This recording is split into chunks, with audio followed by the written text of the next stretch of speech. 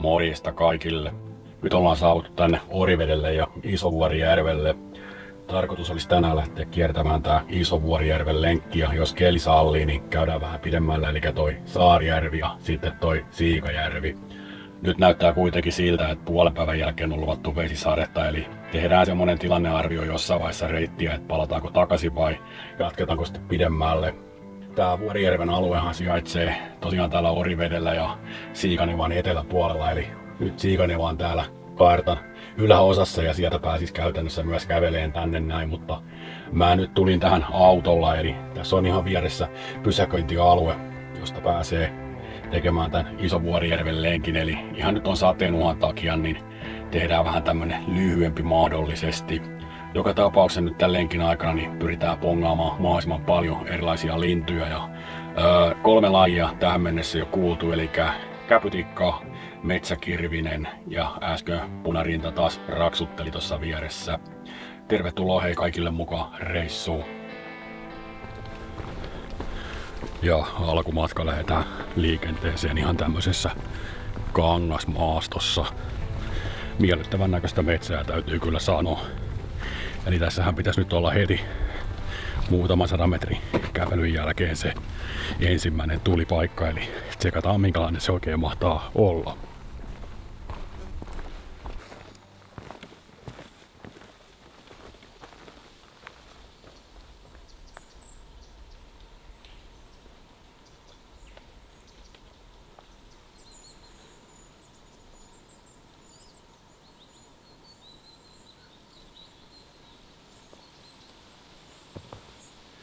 Uusina lajin pongat on nytten hippiäinen, harmaasiappo, talitiainen.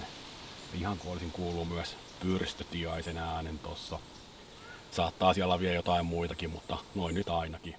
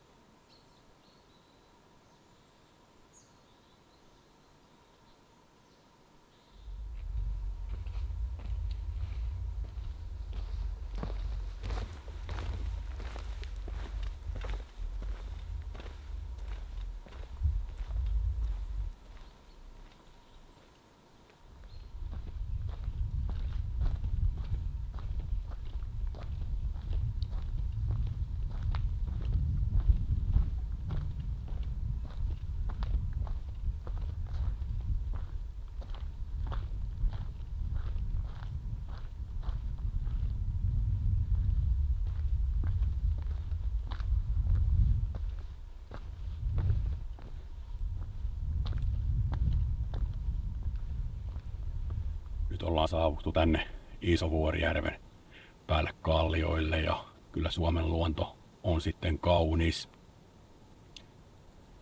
Tästä on varmaan semmonen 20 metrin tiputus tonne alas, eli en nyt viitti ihan tonne reunalle mennä.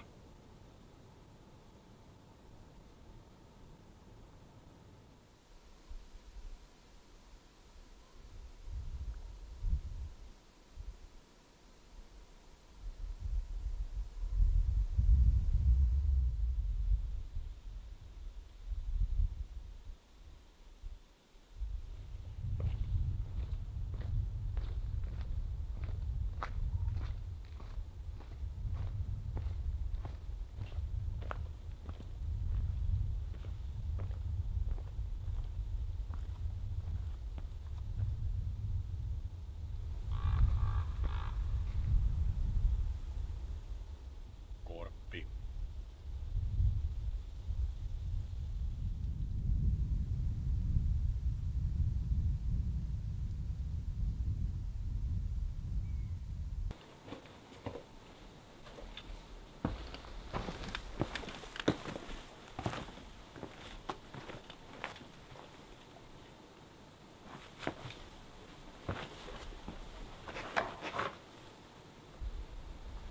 Nyt täytyy kyllä todeta, että on kyllä paras tulipaikka, mitä on Pirkanmaan alueella nähnyt.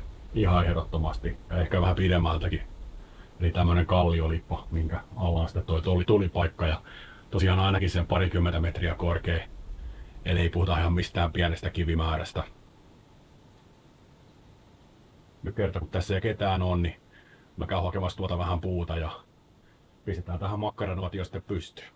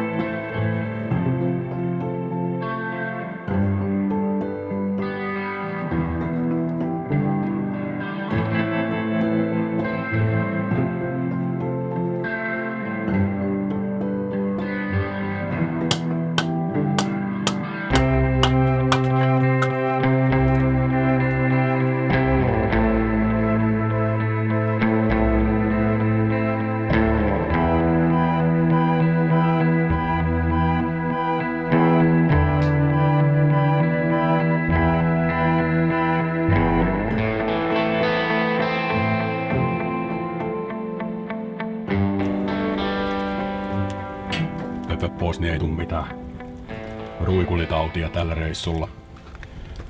Tänään meillä retkeilijä monipuolista evästä edustaa Wilhelmin grillivalkkaan. En ole aikaisemmin tämmöstä maistanut, eli maistetaan minkä makusta on. Janojuomana toimii tuttu ja turvallinen Red Bulli. Ja jälkiruokana aina varma kismetti. Sen verran täytyy kyllä todeta, että kun tää on tässä ihan järven rannassa tää tulipaikka ja toi kallio on tossa vielä päällä, niin tää ilmeisesti tekee tähän jonkinlaisen tuulikierteen, eli toi nyt puhaltelee kyllä koko ajan savuja ihan mihinkä sattuu, vaikkei täällä oikeastaan edes tuulekaan. Mutta on tää niin hienossa paikassa, että ei nyt pienet savut mitään haittaa.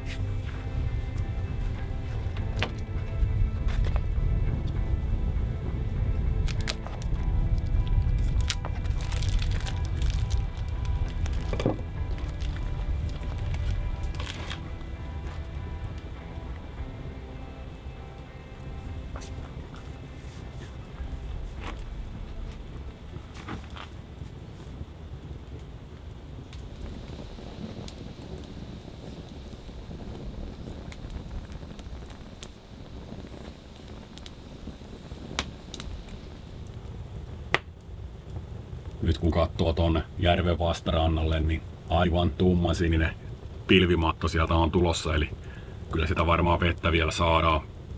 Eli mennään siihen ensimmäiseen suunnitelmaan nyt ainakin näillä näkymin.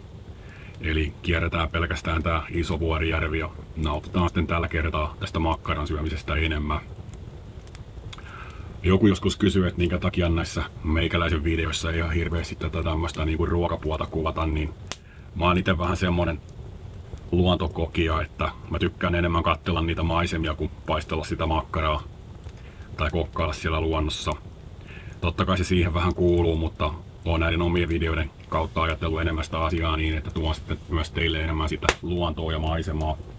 Eli mitä kaikkea sitä luonnosta oikein löytyy ennemmin kuin sitten semmoista niin kuin retkiruuan valmistamista. Ja lisäksi on aika antisosiaalinen, eli silloin varsinkin jos siellä tulistelupaikalla on jo joku muu, niin harvoin sinne kyllä silloin jää. Eli mulla on tuo kuitenkin yleensä aina noihin leipäivät myös mukana, niin ei sitä makkaraa ole aina pakko paistaa tai grillata.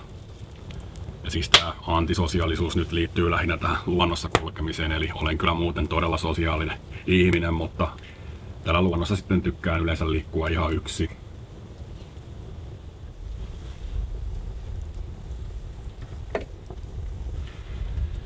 Sitten tehdään se makutesti.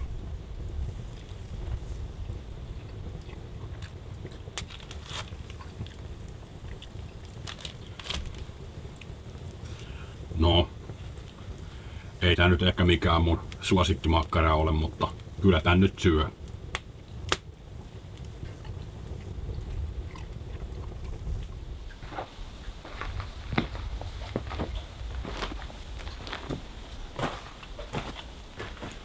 Antaa ton nuotion pala tossa nyt loppuun. Kyllä mä se vielä kastelenkin. En jätä koskaan patioimatonta tulta jäljelle. kun tuli tähän katoon nyt näitä kallioita vähän lähempää ja on kyllä jännän näköiset. Tässä näkee miten tää on rapautunut jossakin vaiheessa ja lähtenyt halkeamaan. Eli täällä on ihan tämmöstä niinku rapautunutta kiveä. Eli se nojaa tohon noin. Harmillisesti mä en noita kasveja tunne. Eli tuota kallion välistä näyttää kasvavan vähän samannäköistä kuin joku saniainen on. En tiedä mitä toi oikein on, mutta ihan hienon näköistä toikin.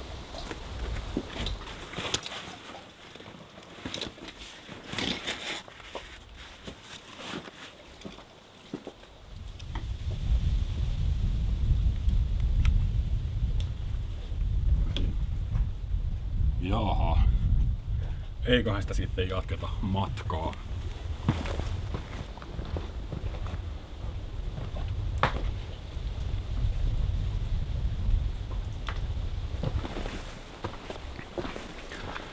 Tuossa äsken unohdin sanoa, että tuohon nuotiopaikalle niin kuulin myös kalalokin ja jonkun muunkin linnun, mikä lajia en tällä hetkellä enää muista, mutta taas pari lintua pongattu.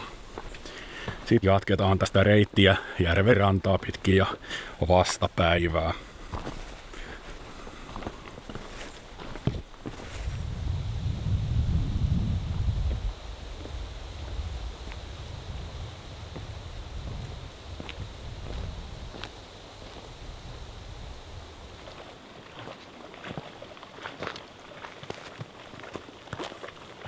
Eli tuolla äsken oltiin noiden isojen kallioiden alla. Aika huikea paikka hei.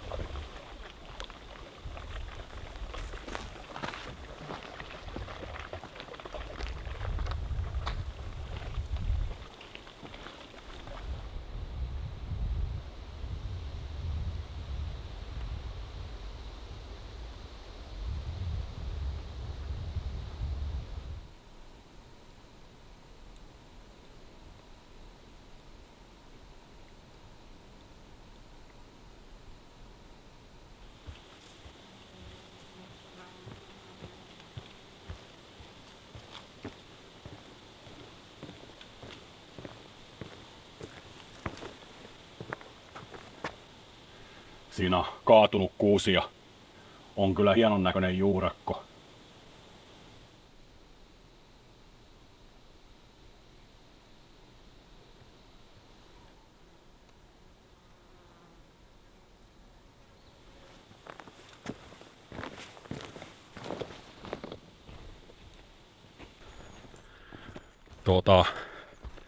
Kuinka hyvin mä sitten tunnistan noita lintuja, niin no ihan kohtuullisesti.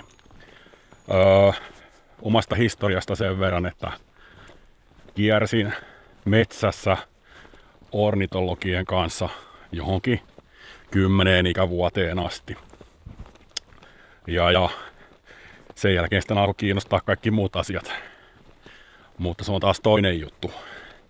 Eli vähän niin kuin se lintuharrastus ja kiinnostus niihin sitten jäi siinä vaiheessa. Mutta nyt sitten niin, no, yli 30 vuotta myöhemmin, niin on oikeastaan alkanut uudestaan niistä kiinnostua.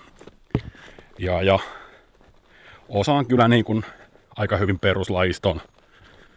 Ja nyt on opetellut enemmän taas sitten pitkästä aikaa tunnistaa myös äänistä, mutta tokihan on sitten myös paljon sellaisia lintuja, jota en kyllä äänen perusteella tunnista. Ja varsinkin jos kyseessä on varoitusääni. Mutta tää on samalla semmoista niin kuin hyvää harjoittelua myös sen osalta. Eli jos teen tässä virheitä ja joku huomaa jonkun, niin en ota ihan hirveätä stressiä. Kyllä mä sen itsekin huomaan sitten jossain vaiheessa, koska monesti sitten jos on mahdollista, niin totta kai mä varmistan sen havainnon aina kiikarilla. Mutta niin kuin sanoin, niin peruslajisto menee hyvin. Sitten kun mennään vaikkapa johonkin kerttuihin tai niiden ääniin, niin menee edelleen sekaisin valitettavasti välillä. Eli täytyisi niitä vähän enemmän opetella. Mutta se, että minkä takia taas sitten noista vähän kiinnostunut, niin on varmaan sen aikaisemminkin sanonut jossain videossa, mutta mun mielestä niin se tuo vähän niin kuin tähän luontoretkeilyyn semmoista uutta maustetta. Eli kun on tarpeeksi kiertänyt näitä polkuja ja muita, niin tekee mieli tietää vähän enemmän ja jotenkin taas sitten mulla, kun on kuitenkin ihan pikkulapsena, niin ollut tekemässä vaikka mitä lintujen kanssa, niin toi on ehkä sitten se luontaisin, eli noi linnut. Tokihan haluaisin tunnistaa myös enemmän vaikkapa kasveja, mutta tällä hetkellä niihin ei se motivaatio vaan riitä. Ja linnuston osaltakin, niin kuin tuossa sanoin, niin on paljon lintuja, mitä en kyllä tunnista ainakaan äänestä. Että sit täytyy tehdä se varmistus niin tuolla kiikarilla. Ja siltikin saattaa olla jotain, mitä en tunnista, että sit täytyy ruveta etsimään tietoa, että mikä mahtaa olla.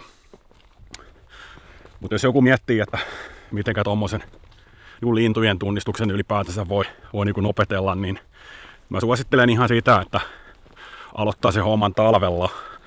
Eli silloin kun lintuja on vähän, niin niitä on helppo opetella.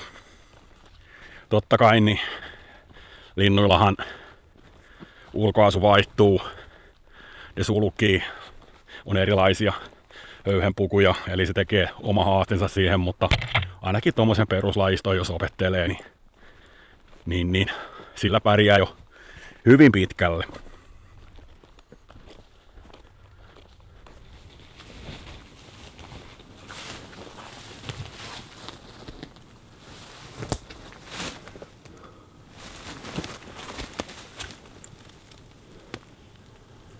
On kyllä mielenkiintoisen näköinen iso lohkare tuo päällä. Ja siinä on joku tunkenut tommosia vähän pienempiä vielä väliin, että ei varmasti lähde sieltä tulemaan alaspäin. No, ei ainakaan vielä tullut.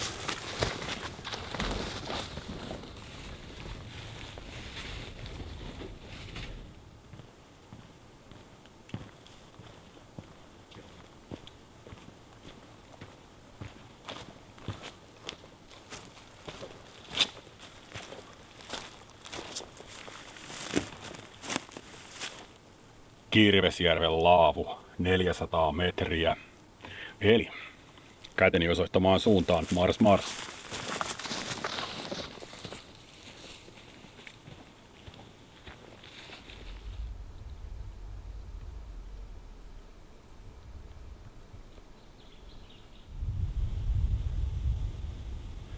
On kyllä penkki hienolla paikalla. Eli tää nyt taitaa olla yksi osa sitä Kirvesjärveä. Se taisi olla niin kuin Kirvesjärvet. Harmaa siepon tuossa taas äsken kuuli.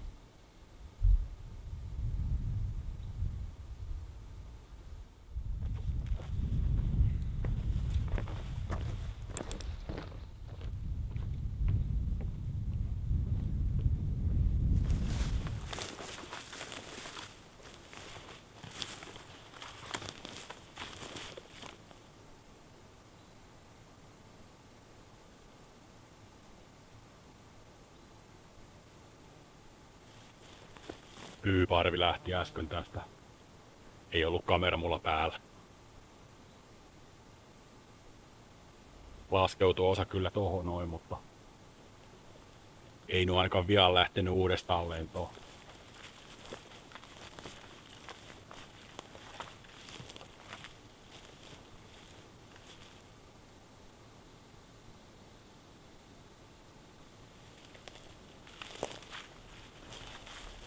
Mustikkaa on kyllä pirun paljon täällä.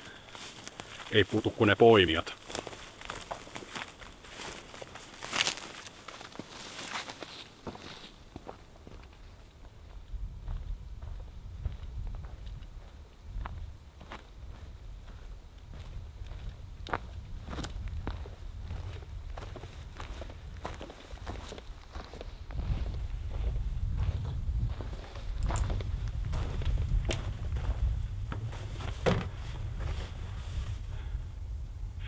Nyt saavuttiin tänne Kirvesjärvien laavulle ja ei tämäkään kyllä yhtään huonommassa paikassa ole.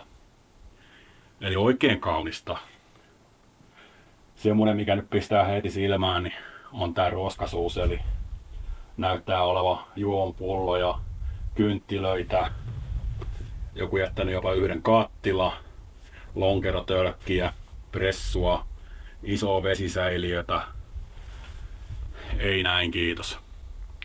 Ollaan kuitenkin Suomessa ja totuttu siihen, että nämä retkeilyalueet on siistejä ja pidetään siisteinä. Eli mun mielestä ei ole kauhea vaiva, että jos jaksa kantaa sen tavaran tänne asti, niin miksi et sitten jaksa kantaa sitä myös kotiin asti. No ehkä tuo iso vesisäili on tossa ihan hyvä sen takia, että saa sitten sammuttaa, mutta muuten niin kaikki tommoset muut roskat pitäisi ottaa pois. No joo.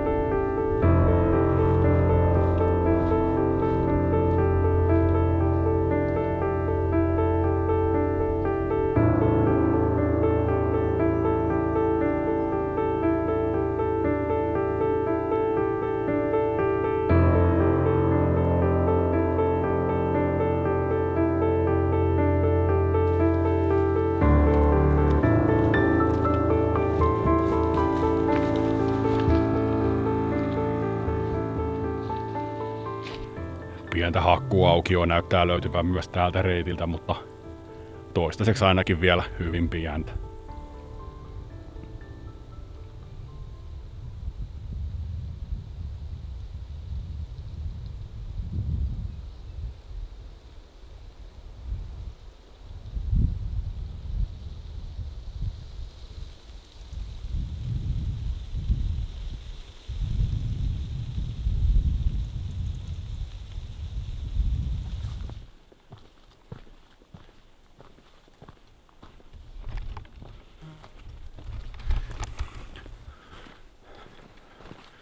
Äsken tuossa taustalla kuulu punarinta jälleen kerran. Ja sitten ryystäjistämme toinen eli viherpeippo.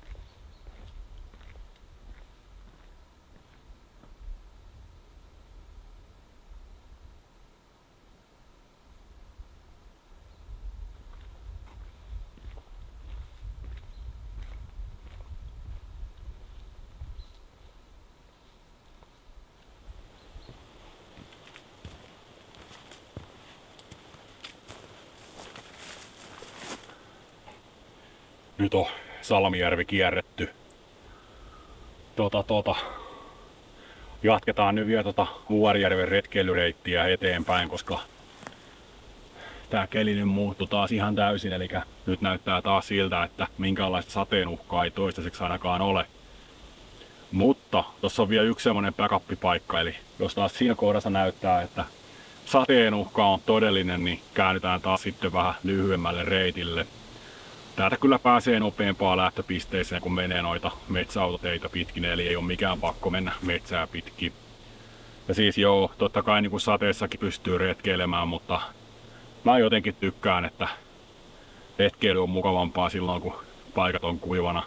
Et nyt varsinkin, kun on tämmönen hiostava hellekeli, varmaan sen 25 lämpöä, niin sitten kun tähän vetää jonkun sadetakin tai muun päälle, niin sehän ei hengitä yhtään, niin se on aika tukalaa.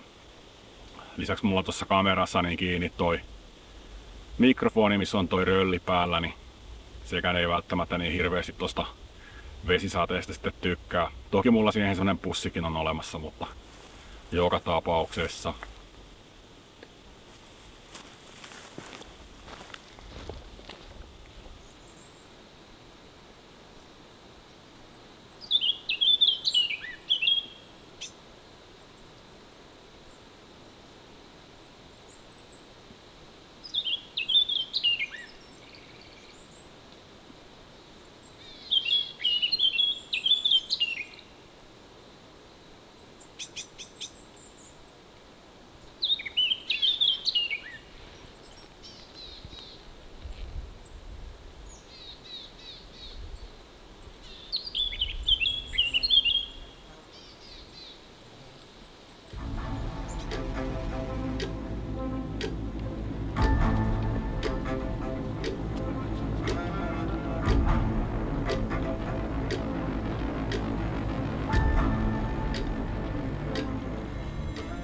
Nyt ollaan tosiaan tällä Saarijärven reitillä.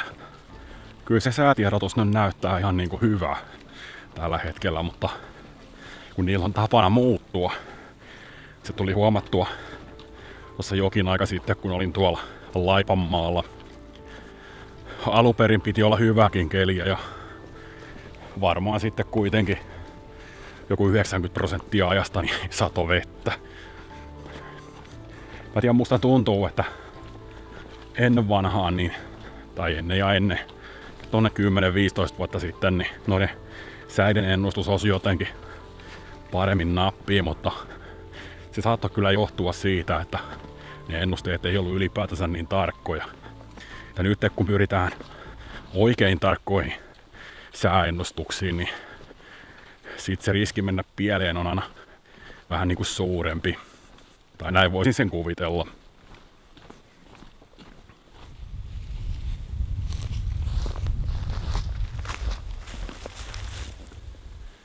Siellä on jollain mökki komealla paikalla. Vai onkohan ihan vakituinen asunto?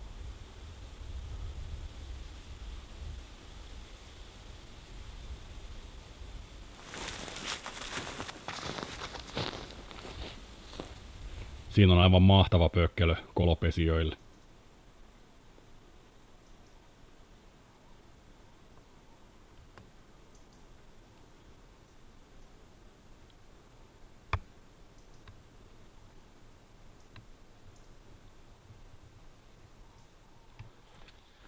Noista kolopesijöiden koloista, eli kansankielellä tikan koloista, vaikka kaikki ne eivät silti tikkoja ole, niin niistähän pystyy päättelemään, että minkä linnun kolo on kyseessä. Tai ainakin minkä linnun kolo se on ollut lähtökohtaisesti. Mä nyt en muista, että miten se noilla tikoilla meni, että mikä tekee semmoisen ovaalimallisen ja mikä pyöreä ja sitten tietysti se halkasia, mikä se milläkin on, mutta niistäkin pystyy kyllä päättelemään. Mutta se, että mikä reikä tuossa äskeisessä pökkelössä oli, niin en kyllä pysty sanomaan, että mikä mahtaa olla alunperin sen tehnyt. Ja tokihan sitten tietyt linnut hyödyntää niitä tiikan tekemiä reikiä, kuten esimerkiksi tiiaiset. Eli siellähän voi olla joku muukin ollut joku sen alkuperäinen tekijä.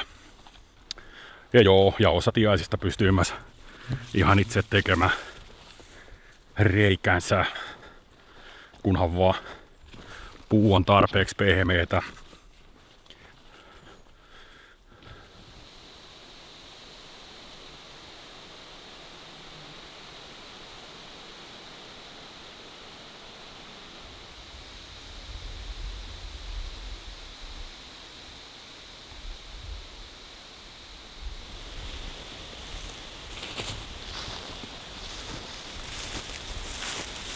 Tuosta äskeisestä kivikasasta päätellen ja lisäksi tuo takana näkyy ikään kuin vanhaa kuusiaidan jäännettä, muutamia pystyyn kuolleita koivuja.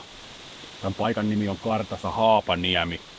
Polku on itse asiassa tosi huonosti nyt merkitty ja mulla on karttakin tuo repussa, mutta katoin äsken tuosta sähköisestä kartasta, vaikkei sitä kyllä yleensä käytä. Eli vaikuttaa vähän siltä, että tässä on ollut ennen joku asuinrakennus.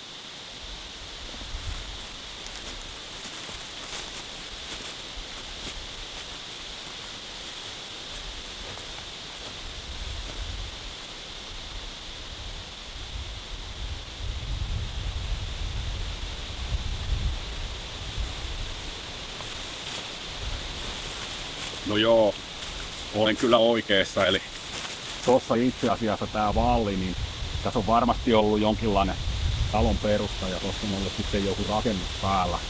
Eli tuo on ihan selkeästi niinku iso kuoppa. Onko ollut se joku kellari tai maakuoppa vai mikä mahtaa olla ollutkaan. Tai eihän tässä välttämättä tarvitse olla ollut talo vai joku muu rakennus, mutta joka tapauksessa tää on jotain vanhaa tonttia.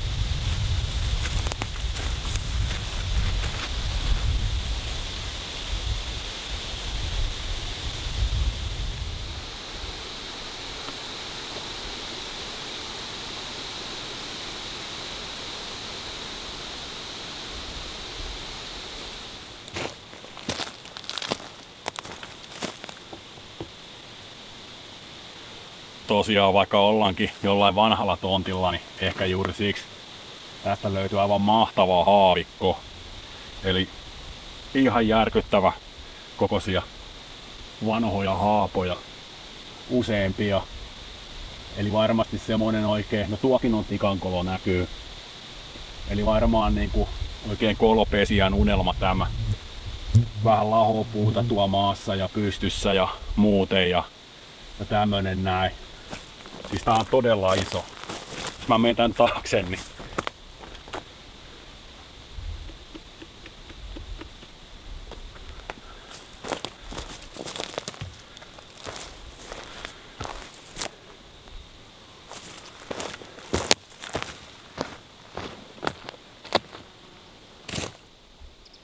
siinä on selkeästi joku vanha kaivo.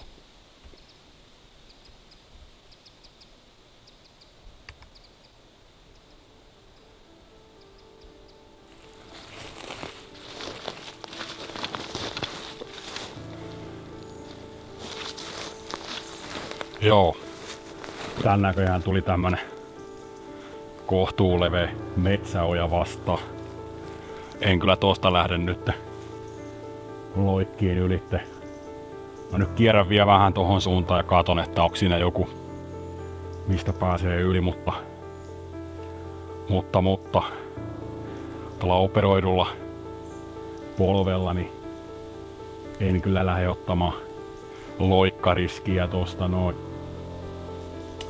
Mutta katsotaan, löytyykö tuolta vielä joku muu reitti.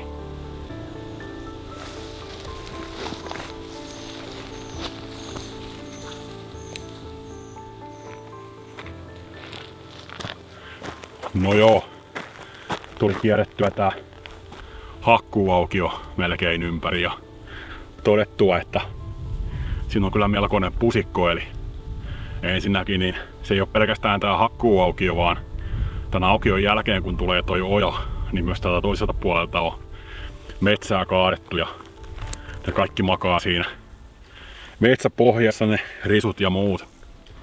Eli nyt täytyy tehdä sikäli järkevä päätös, että koska kello kuitenkin on jo melko paljon ja kohta alkaa myös hämärtää, niin mä en nyt lähde tonne pidemmälle menee, jotta mun ei tarvi marssia sitten pimeessä niin tuolta puskassa pois. Eli jätetään sitten toi toinen puoli niin vaikka johonkin toiseen reissuun tai tehdään niin, että käydään tuolta Siikanevan kautta niin katsomassa sitten tuota puolta. Mutta mä pääsen tästä nyt täältä metsätiepohjaa pitkin niin takaisin tonne autolle, eli ei tarvi enää puskaan lähteä menemään, mutta mitä sitten reissusta jäi kouraan, niin no, patikoitua tuli yhteensä 9,7 kilometriä tällä kertaa ja nyt tosiaan tässä on sitten mukana niin kaikki kuvaukseen käytetty aika. Eli kameran siirtelyä ja muuta ja vastaavasti niin mulla oli noilla laavuilla niin toi mittari koko ajan päällä, eli se mitä mä steppasin niissä ympyrää niin on myös tässä mittarissa, eli älkää pelästykö jos mietitte, että lähtee kiertämään tota Vuorijärveä, niin ei todellakaan ole noin pitkä lenkki. Se on joku 5 lenkki aika lailla ja sen pystyy menemään vähän niin kuin oikomalla tai sitten vähän pidemmän kautta. Mutta joo, reitti oli merkattu vaativaksi. Mun mielestä sanoisin näin, että se on ehkä vähän ylimitoitettu.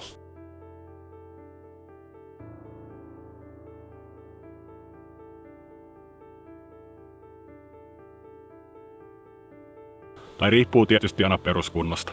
Ehkä enemmänkin sitten keskivaativa ja sekin koskee lähinnä sitten ihan alkumatkaa, eli kun laskeudutaan sinne järven rantaan, niin siinä on muutama semmonen jyrkkä lasku, jossa pystyy kyllä vähän siinäkin soveltaa. Mutta muutenhan se on ihan tavallista järvenrantaa ja helppoa maastoa, ei siinä yhtään mitään.